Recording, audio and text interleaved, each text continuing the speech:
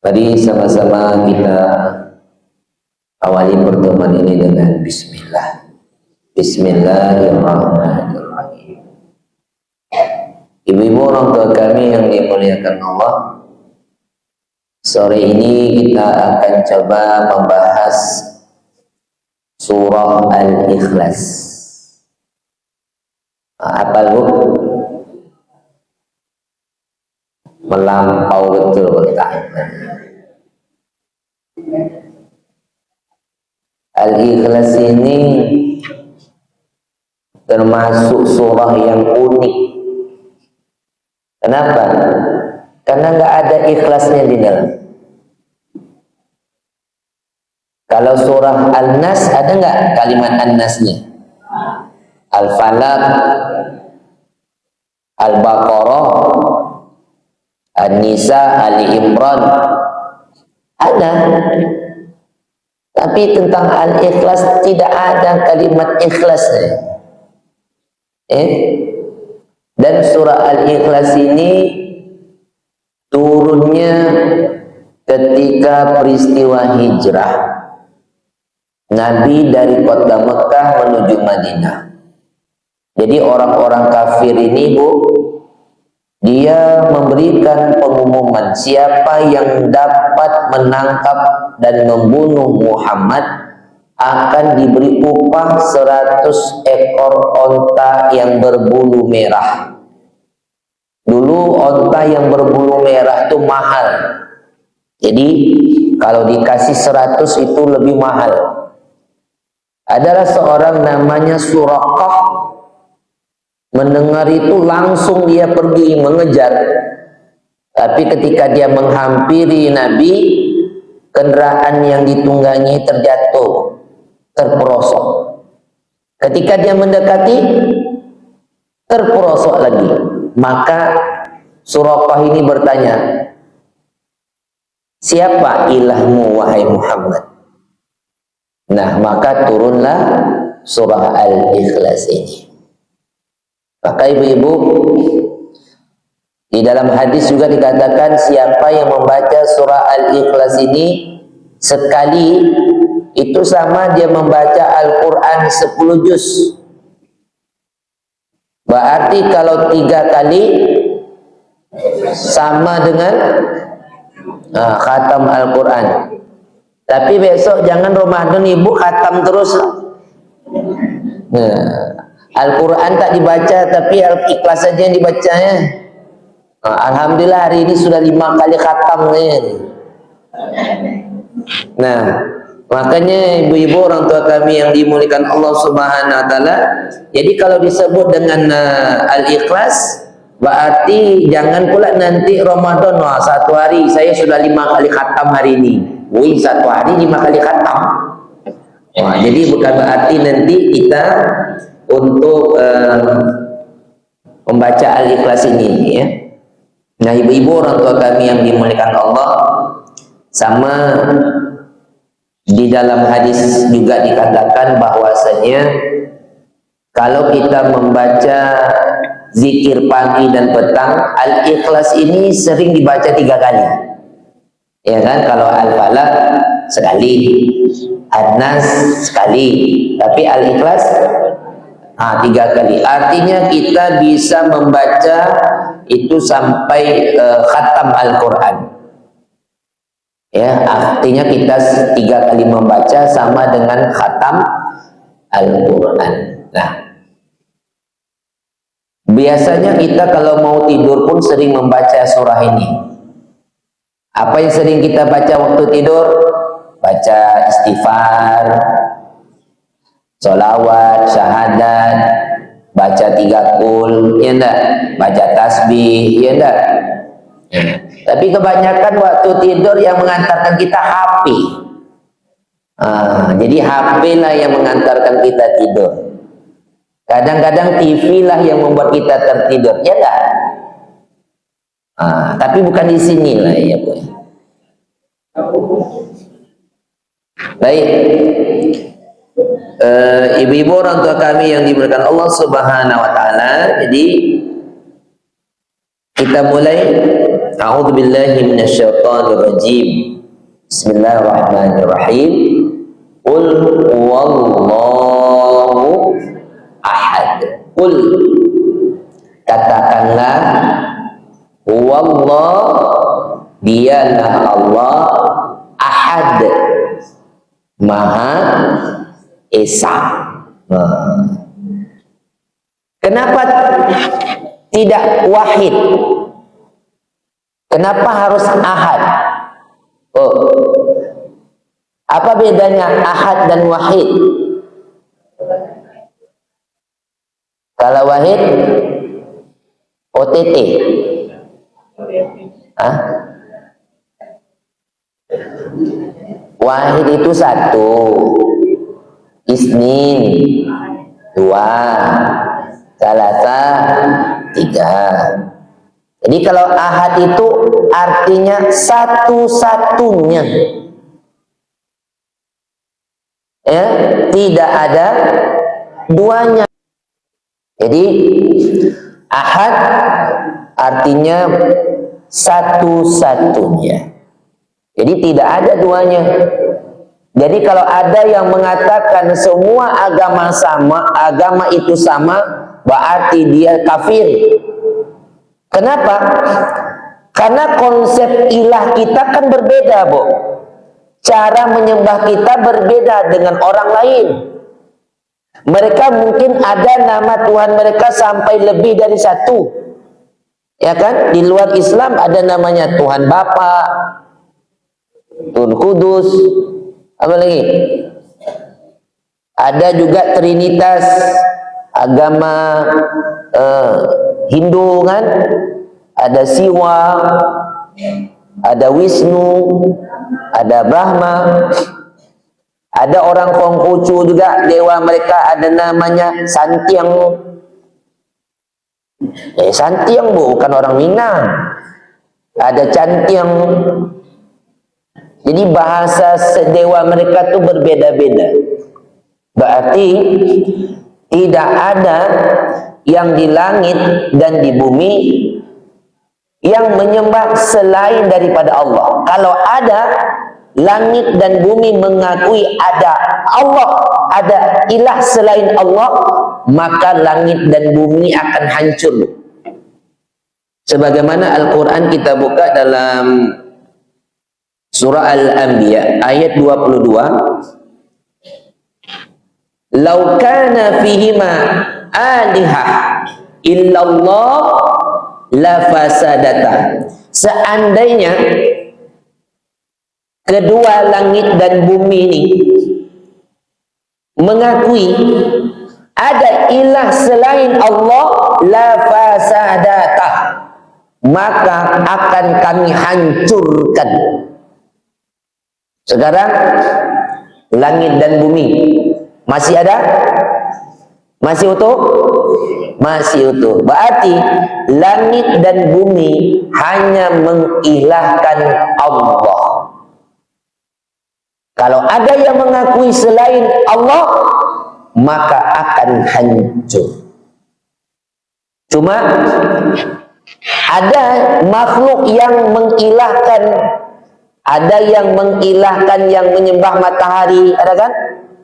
Yang menyembah Isa, yang menyembah matahari, apa lagi? Yang menyembah sapi, sapi yang diilahkan, matahari yang diilahkan, ya kan? Tuh. Jadi langit dan bumi hanya mengilahkan, hanya menyembah Allah. Jadi langit dan bumi ini mengilahkan Allah. Nah, kalau ada yang mengatakan Allah itu satu di antara yang tiga, maka dia telah kafir. Sebagaimana Al-Quran surah Al-Ma'idah ayat 73, laqad kafaral ladzina qalu, sungguh kafirlah orang-orang yang qalu, yang mengatakan innallah, sesungguhnya Allah as-salisu salasah, Allah itu satu di antara tiga, berarti kafir. Nah, wama min ilahin illa ilahun wahid, padahal tidak ada ilah yang berhak disembah selain Allah yang Maha Esa. Jika mereka tidak berhenti dari apa yang mereka katakan, maka pasti orang-orang kafir itu akan ditimpa azab yang pedih. Jadi Bu, hati-hatilah bagi orang yang mengatakan Allah itu satu di antara yang tiga. Hati-hati yang mengatakan bahwasanya semua agama itu sama. Dari konsep ilahnya saja sudah berbeda. Jadi Bu, makna dari al-ikhlas yang pertama ini adalah ikhlas itu artinya murni. Murni itu apa Bu? Iya, murni itu tidak bercampur. Jadi makna dari ikhlas itu tidak ada campur. Jadi hanya mengatakan hanya satu-satunya Allah yang disembah. Jadi hanya murni kepada Allah saja. Jadi tidak ada campur. Jadi kalau ada yang mengatakan agama itu semuanya sama, berarti dia tidak memurnikan Allah. Oh ya, itu yang pertama. Yang kedua adalah Allahus Samad. Apa artinya? Allah tempat bergantung. Jadi semua kebutuhan makhluk itu bergantung kepada Allah. Namanya As-Samad. Saya ulangi, Allahus Samad, Allah tempat bergantungnya semua makhluk.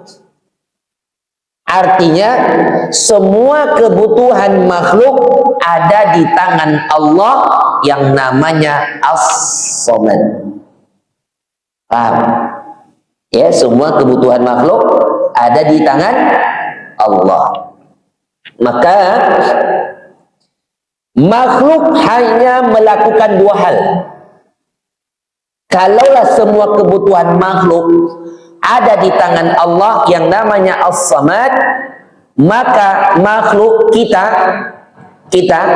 hanya melakukan dua hal saja. Yang pertama tawakal, yang kedua ikhtiar. Mana yang duluan nih?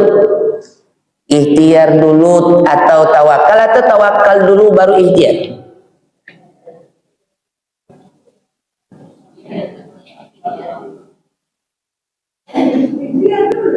Ikhtiar dulu. Oh gitu. Jangan marah lah Bu, saya tanya. Bu, saya tanya Ibu, kalau keluar rumah pertama kali Ibu baca apa Bu?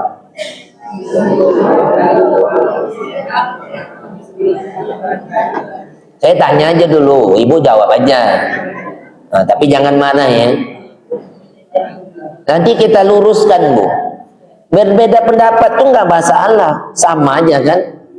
Ya, tapi kita cari solusinya. Ketika kita keluar rumah kita sudah baca Bismillahirrahmanirrahim. Kan? Nah, jadi Bu, contoh kita buka di dalam Al-Quran surat At-Talaq, surah yang ke-65, itu ada ayat 2 dan 3.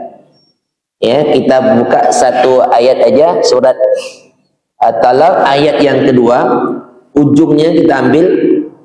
Wa may yattaqillah yaj'al lahu makhraja. Yang artinya barang siapa yang bertawakal kepada Allah, niscaya dia akan dia akan membukakan jalan keluar baginya. Dan di ayat yang lain, wa may yattaqillaha fahuwa hasbuh. Siapa yang bertawakal kepada Allah, maka dipenuhi kebutuhannya. Jadi ada dua ayat. Pertama, wa may yattaqillaha yaj'al lahu makhraja. Siapa yang bertawakal kepada Allah, maka Allah berikan jalan keluar. Wa may yattaqillaha fahuwa hasbuh. Siapa yang bertawakal kepada Allah akan dipenuhi semua kebutuhannya. Ini menandakan tentang talak. Talak, surah talak. Talak itu artinya apa? Perceraian. Ya. Ayat ini menceritakan tentang perceraian, baik talak hidup atau talak mati. Cerai hidup atau cerai mati. Kebanyakan, mohon maaf, kebanyakan baik itu cerai hidup atau cerai mati, biasa yang ditalak ini siapa? Laki-laki atau perempuan? Yang ditalak. Kalau sempat yang ditalak laki-laki setiap hari, Bu, habis. Enggak. Iya kan? Surah At-Talaq ini, bagi orang yang ditalak, dicerai hidup atau cerai mati, itu sebagian orang merasa, ini bagi perempuan ya, dia mungkin tidak ada tempat sandaran hidup lagi, seakan-akan suami dialah yang selama ini yang tempat dia bergantung. Ya kan? Tapi ketika dia berpisah, seakan-akan dia tidak bisa terima. Aku tak bisa hidup.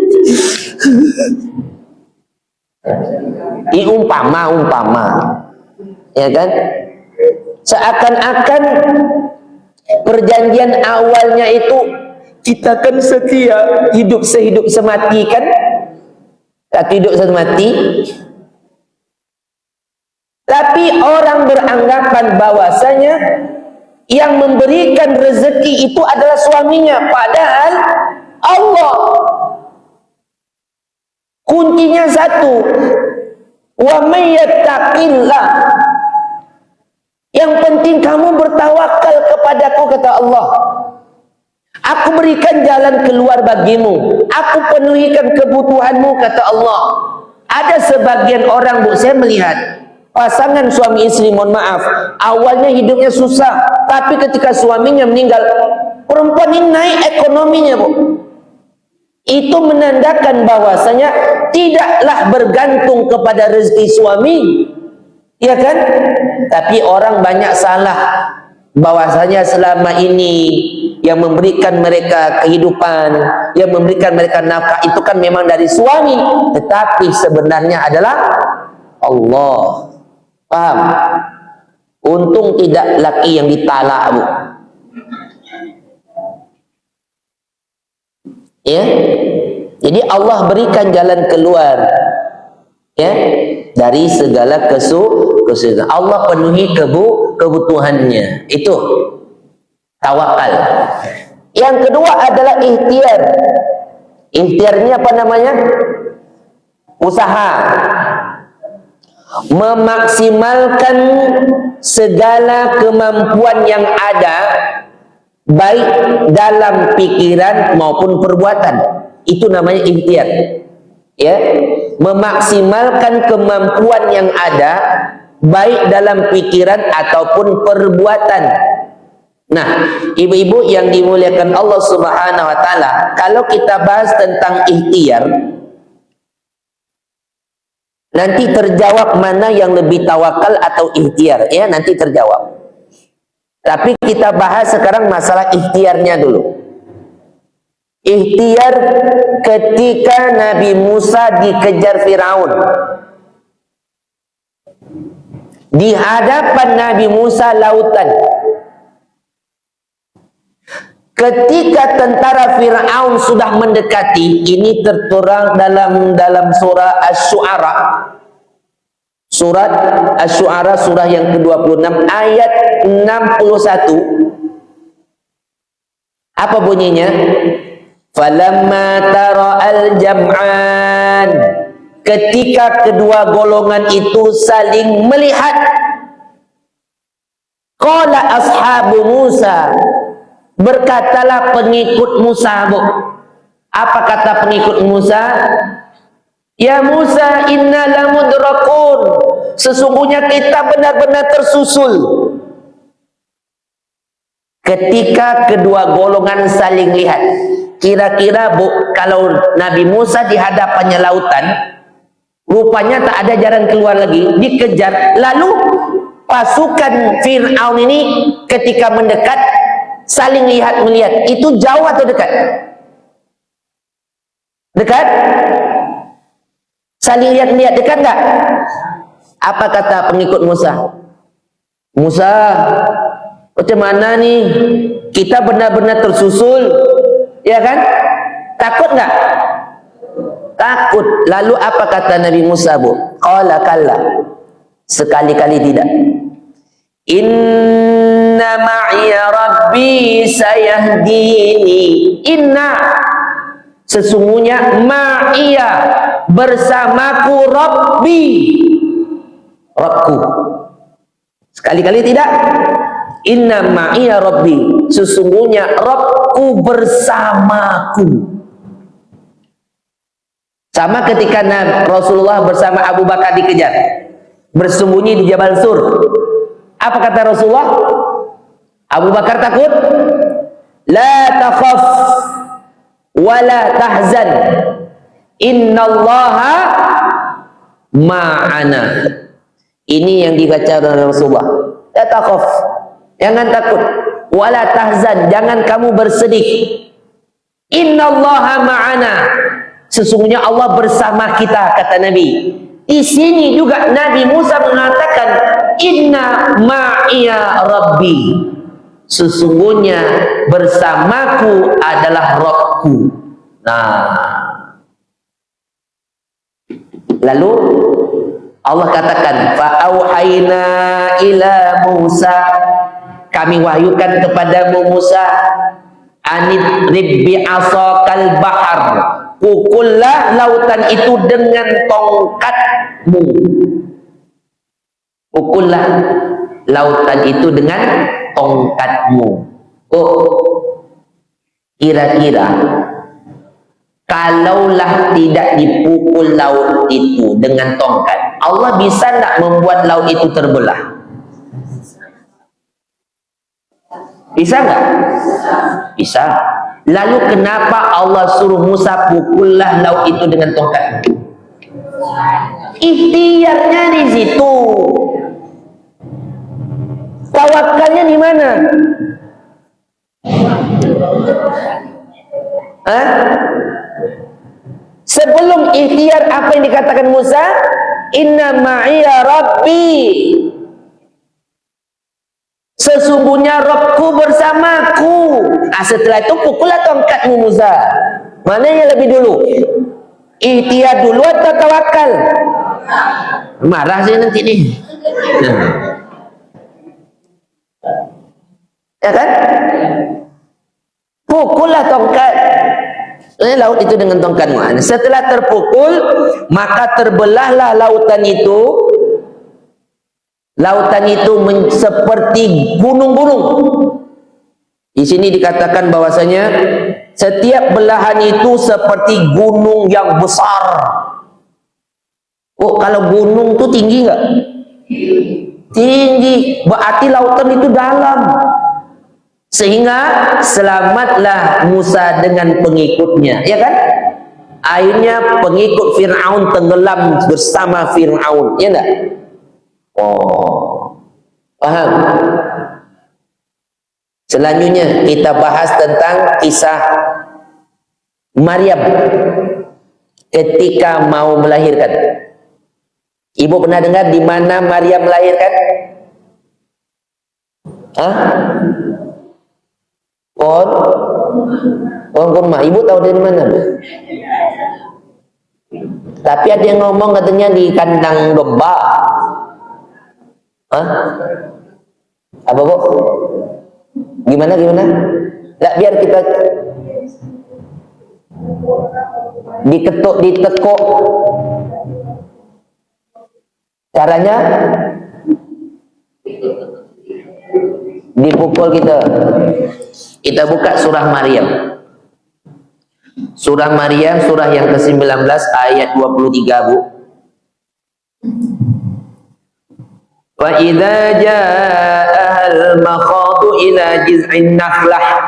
Kemudian rasa sakit akan melahirkan, memaksanya bersandar pada pangkal pohon kurma. Memaksa dia untuk bersandar di pangkal pohon kurma. Lalu berkatalah Maryam, wahai, betapa baiknya aku mati sebelum ini, dan aku menjadi orang yang tidak diperhatikan dan dilupakan. Timbul sifat kemanusiaan. Lebih baik mati. Ketika sakit melahirkan bu, tak ada orang yang membantu, bahkan dia diusir sendiri. Coba, sakit ketika mau melahirkan, sendiri di bawah pangkal pohon kurma. Coba, timbul kemanusiaan, lebih baik aku mati sajalah. Ya kan? Lalu ketika timbul sifat kemanusiaan itu, maka Jibril berkata, apa kata Jibril? Fanadaha min tahtiha alla tahzani, alla tahzani. Artinya, apa kata Jibril? Jangan engkau bersedih hati. Tahzani. Kalau Rasulullah, la takhaf wa la tahzan, innallaha ma'ana. Ya kan? Kalau Nabi Musa tadi, inna ma'iya rabbi. Sekarang, alla tahzani, jangan bersedih hati wahai Maryam. Lalu kata Jibril, sesungguhnya Rabbmu telah menjadikan anak sungai di bawahmu. Jadi kalau kamu mau minum, kamu tinggal gesek aja kakimu, keluar air. Terus, wa huzzi ilaiki bijiz'in nakhlah tusaqit 'alaika rutban janiyah. Dan goyangkan pangkal kurma itu ke arahmu, niscaya dia akan menggugurkan buah yang masak kepadamu. Bu, ketika rasa sakit mau melahirkan atau sudah ibu melahirkan, disuruh ibu menggoyang pangkal kurma itu, bu.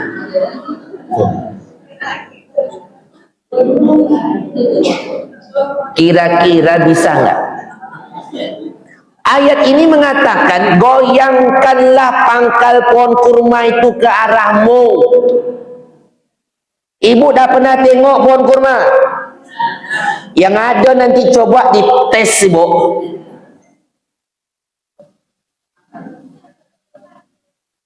Bu,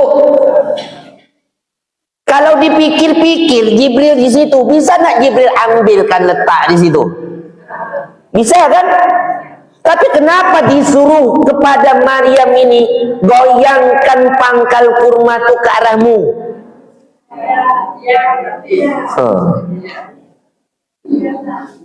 Nanti kurma itu akan menjatuhkan buah ke arahmu. Walaupun tidak kuat, tapi ada ikhtiarnya di situ.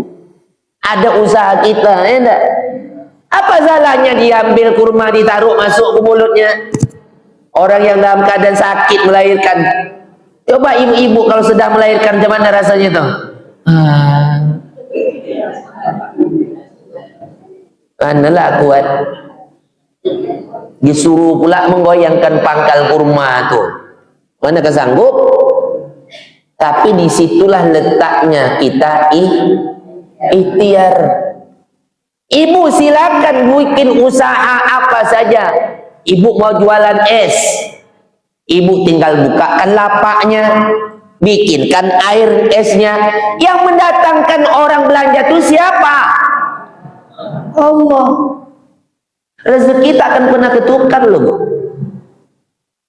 Walaupun kawan-kawan ibu nih banyak yang punya di sini usahanya di sini, rezeki itu tak akan kemana. Rezeki kita tak akan pernah ketukar. Yang orang iri itulah yang tak bersyukur itu tuh. Kenapa kita yang iri orang Bu? Cobalah tengok. Kadang-kadang di toko-toko tuh banyak jualan deret, jual baju. Tapi rezeki sudah diatur. Enggak? Kita jual es, jual gorengan, rezeki sudah diatur. Kemana orang mau singgah? Yang penting kita ikhtiar, tawakal aja sama Allah.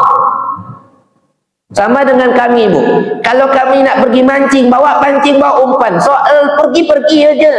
Dapat tak dapat tu nanti urusannya. Kalau takut pintu tak dibuka, pergi ke pasar sebentar.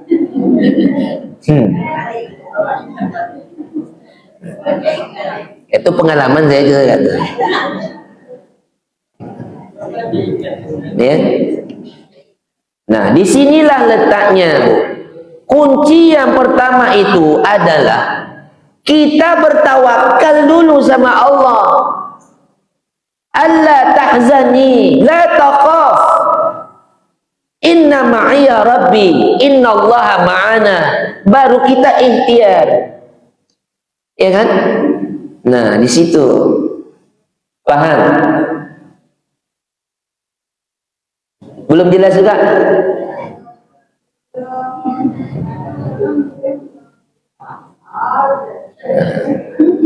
Nah, kalau kita lihat ayat ini, ya kan?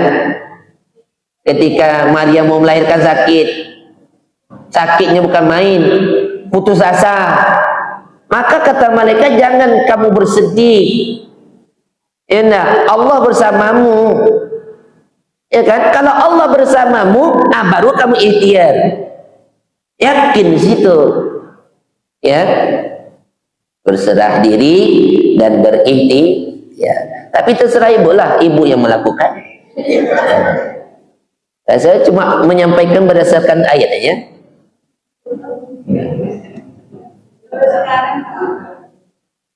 Ya.